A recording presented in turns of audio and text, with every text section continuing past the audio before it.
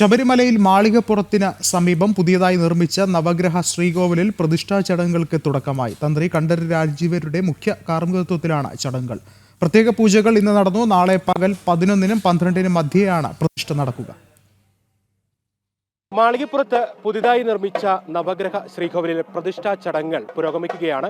ഇന്ന് പ്രത്യേക പൂജകളാണ് നടന്നത്. രാവിലെ താഴികക്കുടം സമർപ്പണമടക്കമുള്ള ചടങ്ങുകൾ നടന്നു.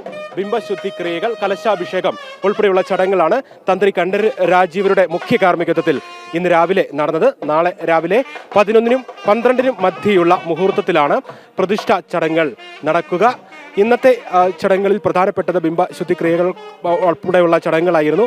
പഴയ ശ്രീകോവിലിൽ നിന്നും നവഗ്രഹ വിഗ്രഹങ്ങൾ പുതിയ ശ്രീകോവിലിലേക്ക് മാറ്റുന്നതിൻ്റെ ഭാഗമായി അവിടെ നിന്നും വിഗ്രഹങ്ങൾ മാറ്റി പുതിയ ശ്രീകോവിലിന് സമീപത്ത് പ്രത്യേകമുള്ള മണ്ഡപത്തിലേക്ക് മാറ്റിയിട്ടുണ്ട്.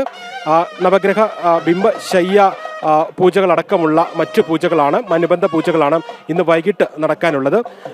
ശയ്യയിലുള്ള വിഗ്രഹങ്ങൾ, ശയ്യയിലുള്ള വിഗ്രഹങ്ങൾ നാളെ പകൽ 11-നും 12-നും മധ്യയുള്ള മുഹൂർത്തത്തിൽ പൂജകൾ പൂർത്തിയാക്കി പുതിയ നവഗ്രഹ ശ്രീകോവിലിലേക്ക് മാറ്റി പ്രതിഷ്ഠിക്കും. ഇതിനുവേണ്ടി 3 ദിവസമാണ് ശബരിമല നട പ്രത്യേകം തുറന്നിരിക്കുന്നത്.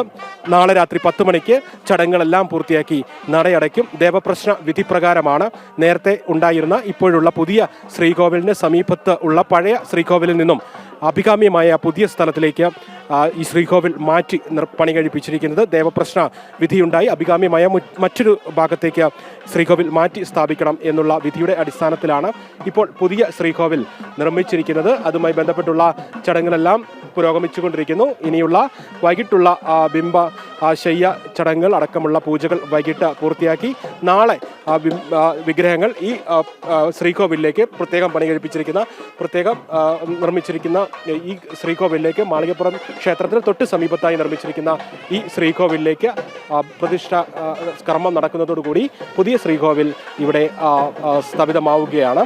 എന്തായാലും തിരക്ക് നന്നേ കുറവാണ് ഈ ദിവസങ്ങളിൽ. വളരെ സുഗമമായി തന്നെ ഭക്തജനങ്ങൾക്കെല്ലാം ദർശനം നടത്താൻ സൗഭാഗ്യം ലഭിച്ചിരിക്കുന്ന ഒരു ദിവസമാണ് ഇന്ന്.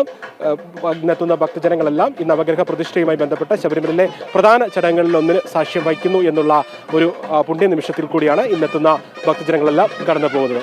സന്നിധാനത്ത് നിന്നും ക്യാമറമാൻ അജയൻ നായർക്കൊപ്പം മിഥുൻ വരുന്നു.